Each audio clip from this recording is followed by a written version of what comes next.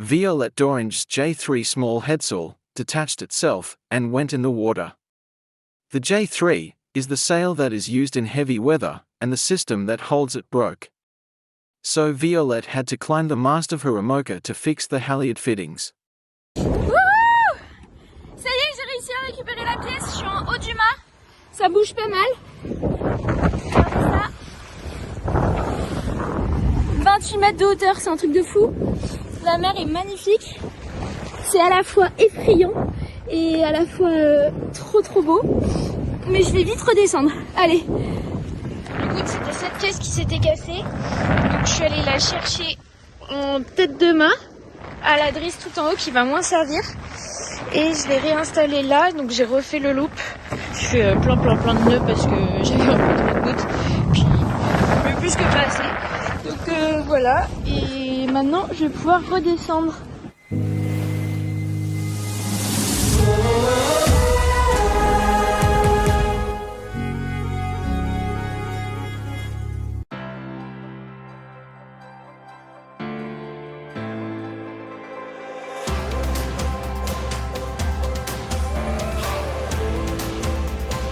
This is your weekly global sailing highlights show, The World on Water, January 24th, 2025.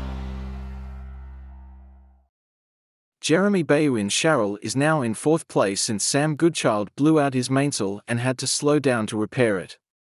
Jeremie is now expected to finish between 1 and 3 a.m. on the 24th of January French time. He will lead a surge of exhausted but relieved and grateful skippers through the finish line. The skipper of CHARAL is well set for 4th place.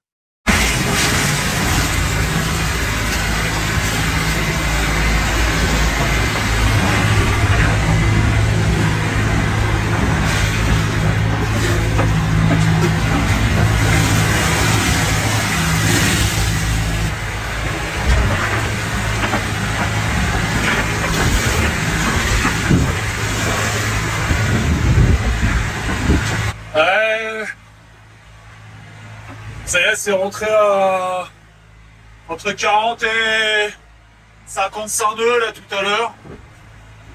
Avec des montagnes de vagues. On essaie que le bateau parte pas trop vite dans les vagues, sinon ça se termine mal au fond. Faut pas qu'il y ait plus là. Il y a pour une dizaine d'heures comme ça. Je pense que je suis dans le plus fort là, j'espère que je suis dans le plus fort. Parce que s'il y a plus fort que ça, ça va être compliqué. Oh là là là là là là.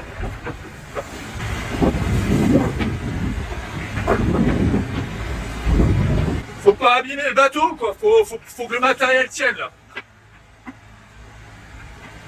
Bon la météo ce matin c'est de pire en pire pour la suite donc là on va aller taper le centre de la DEP et en panner, mais la DEP elle se décale plus que prévu dans l'est. Encore. Faut pas qu'on se retrouve près de l'autre côté quoi. Ouais c'est chaud quoi. À la rigueur c'est mieux la nuit parce que la nuit tu vois pas les vagues au moins. Là c'est bien impressionnant.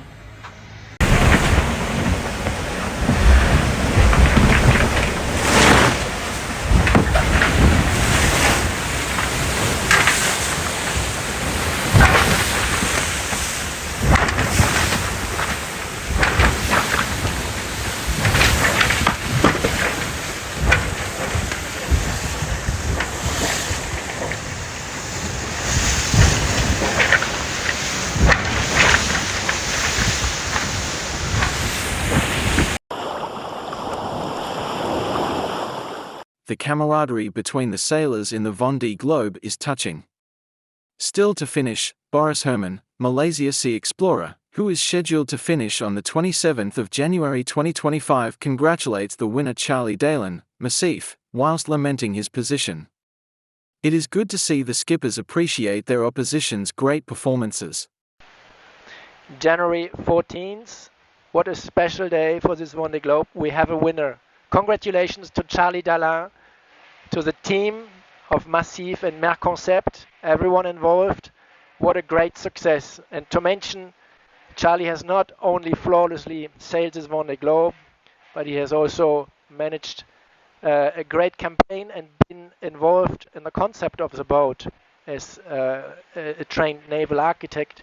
He has played a crucial role in designing this visibly fast boat that is the foundation for this great success. So I'm on one side amazingly jealous and a little bit sad that I'm so far behind. I have also dreamt for my team and for myself to be nearer the podium. But as a fan of sport and as a fan of the Vendée Globe in particular, I'm touched by a victory, by this victory, and it touches me when I see someone raising their medal or running over the finish line, and obviously, in particular, this beautiful finish of the Vendée Globe. So great congratulations, Charlie. What an inspiration to the world of sailing. For myself, the inspiration and conclusion out of this is that's something I want to. I'm so jealous. I want to work harder, more, further, go even further all the way in the future. Everything in, we have to fight all the way to the best position we can achieve for us in the future as well. So that's the beauty of sport, the positive emotion it triggers, the positive energy, the focus, and this team has delivered such a great race. Let's all celebrate this victory, and every day also in the coming weeks for every other competitor, because everyone finishing the race is also some way writing their own little victory, because everyone writes their own story. Everyone has put in, I think, these last 4 years probably the same amount of effort and work than the winner, with not the same outcome on paper, but we're all writing a story, and this is the Vendée Globe. So cheers, Charlie. I wish I was be able to share a beer now, but we sail as quickly as possible now. Still 9 or 10 days, and at the moment battling upwind against rough seas. Not so easy here, but getting there as quickly as possible to cheer to the great comrades and competitors who have all been in front, and especially to celebrate our strong podium and the beautiful winner. What an amazing achievement, Charlie. I'm deeply impressed.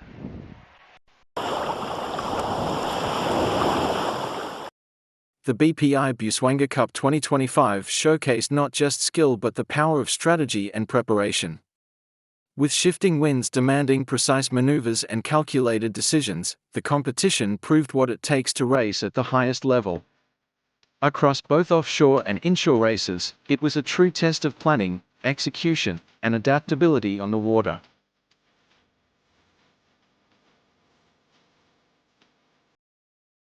I need something on the top. For me, a regatta happens in my head like months before. Every race is different. Strong wind, light winds. I need to pick the right people who will work together as a team, who know what we need for the boat, people who know how to sail, very good sailors. The Busuanga race is a heavy weather race, so there's a lot of wind through the first half up to the Golo Pass. Before you can choose any direction you want to.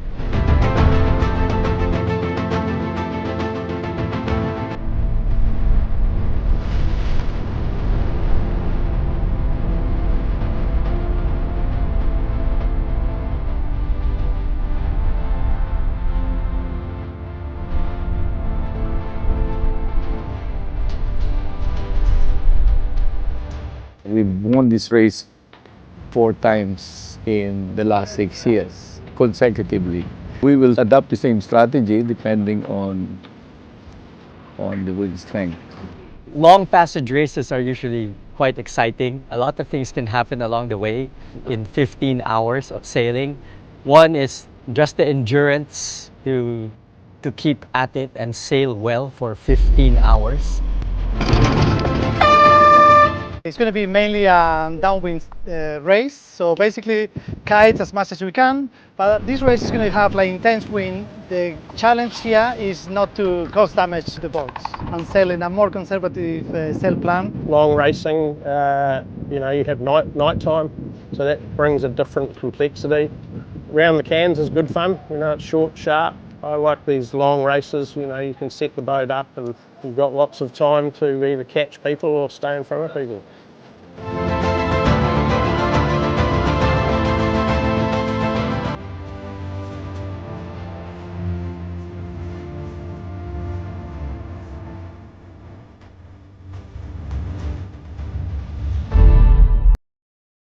Racing aside, getting to the destination is huge for us. It's always a high.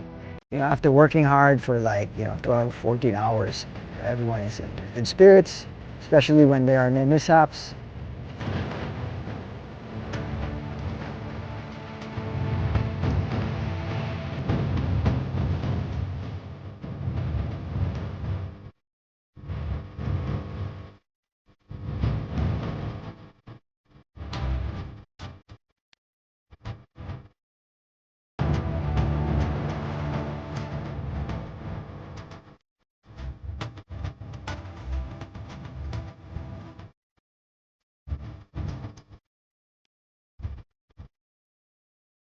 We're really grateful to our sponsor for giving us this opportunity to bring the sailing community to everyone.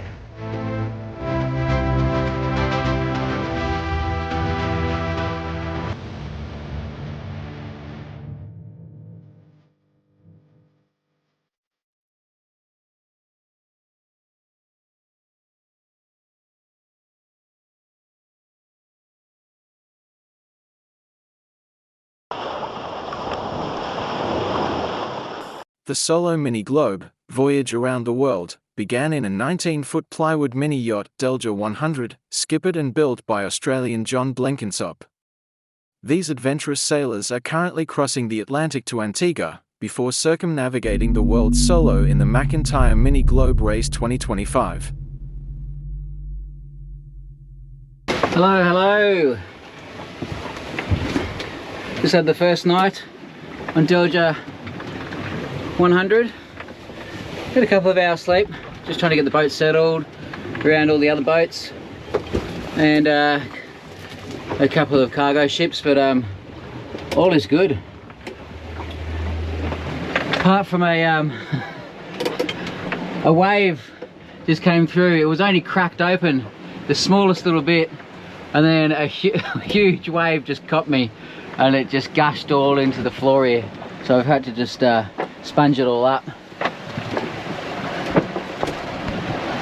Hydrovane's doing its thing. It's great.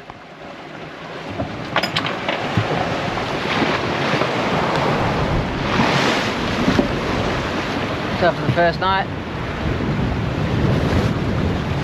really good conditions out here. Probably only like 1.5 meters swell, and it's just beautiful. You know, we've got some white caps, so there's probably 15 knots, gusting maybe 18s, and it's grand. Sun's come up,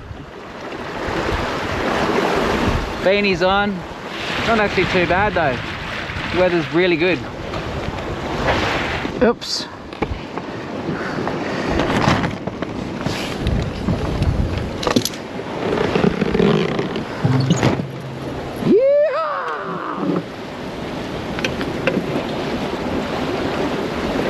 Lucky it didn't go in the water.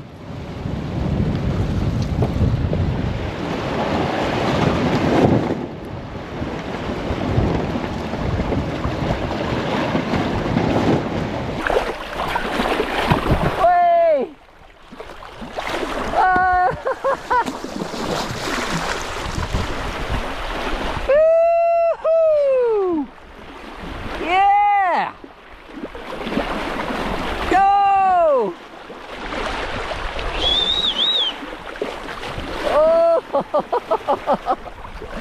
Yeah, sick.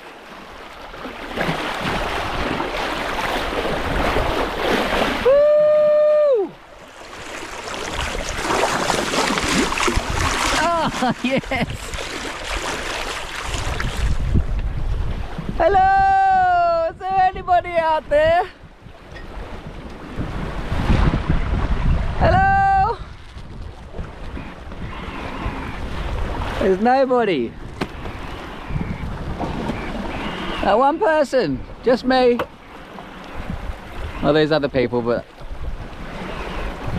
not in my eyesight. Sun's rising. Here comes to another day. 120 miles to go.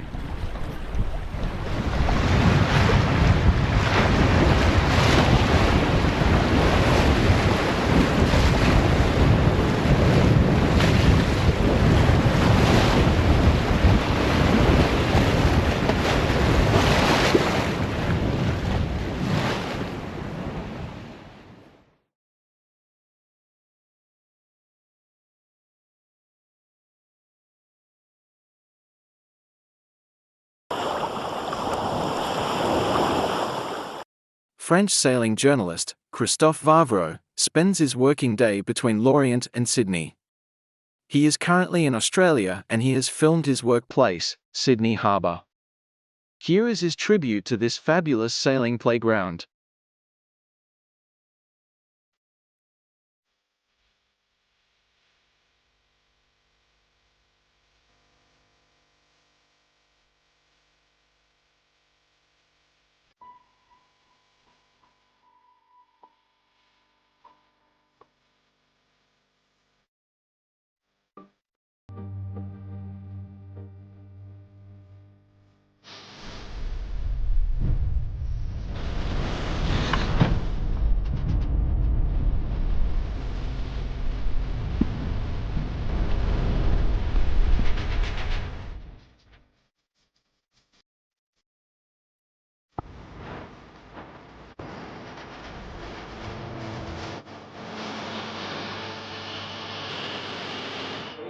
The Sydney Harbour is one of the best harbours in the world, and I think anybody who has the opportunity to sail on the harbour is very privileged, very lucky to enjoy the experience. The harbour itself consists of so many interesting features, little bays, little headlands.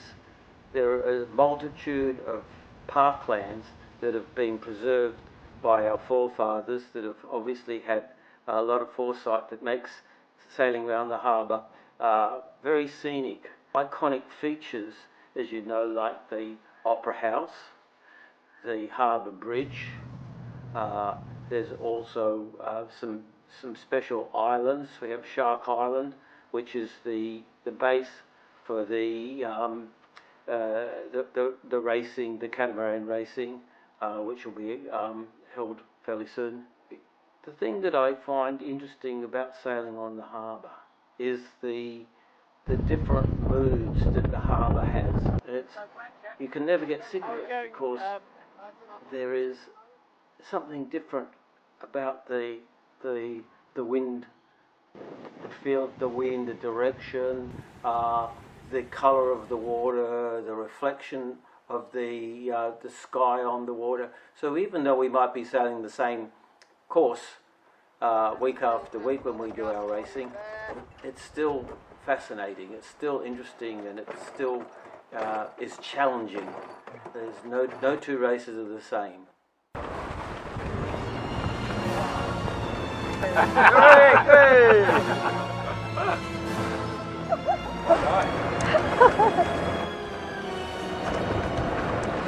It's beautiful, isn't it?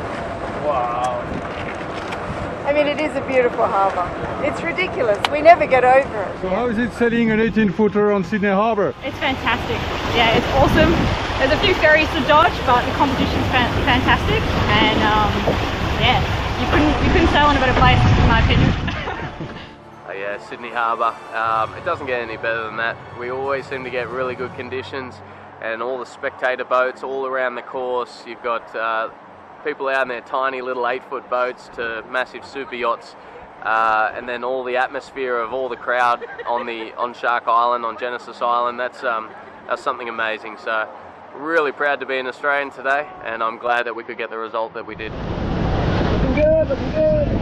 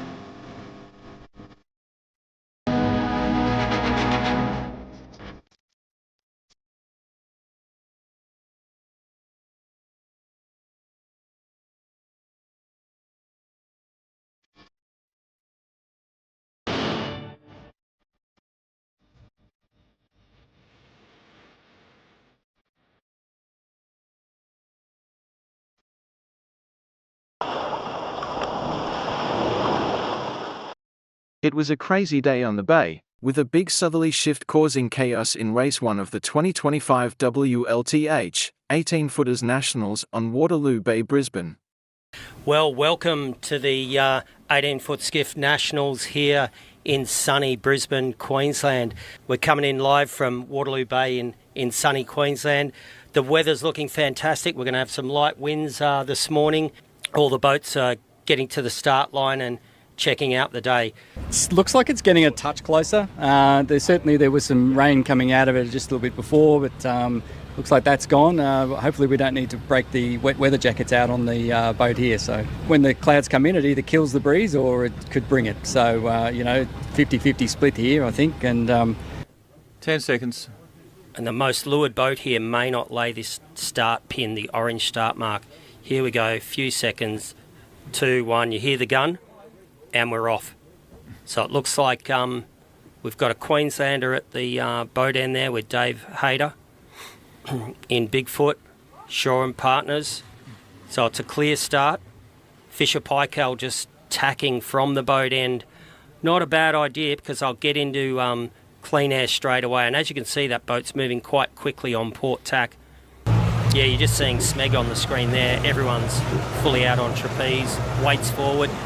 The noses are down, keeping that weight forward and reducing the drag of that big wide transom. So it looks like all the key players are getting out to the right, hey? Yeah, okay, so Lazarus, he's another local lad, Tom Tunick. Tom did all of his formative years sailing on Moreton Bay here. And the Gold Coast. Yeah, and the Gold Coast. So that's great to see a Queenslander up the front. He definitely knows this part of the bay, and he's around the mark first there, Lazarus Capital, showing clean heels. And now we've got some of the key players coming into the top mark. You can see Rag and Famish there. I would say Lazarus is over a minute ahead here at the moment. The lead that Lazarus got is just, it's huge. What a way to start the regatta. And just watch the crews here. They're a fine balance of powering the boat up to go fast, but steering away from the bottom mark. So it's just that fine line of not trying to do too much power in this light breeze. Not as much traffic on Moreton Bay as Sydney Harbour, so the guys are probably breathing a little bit easier. They don't have to dodge cargo ships and seaplanes, Steve. No, that's right. Just keep an eye out for the dugongs, but not that they're savage. But on screen we've got Lazarus there, and they're just ripping up the race course. Got the best pressure of all of them. Yeah, for sure. You can see all three crews stretched out. That's why I'm thinking there might be a small crew. They're just all stretched out, keeping that boat powered up.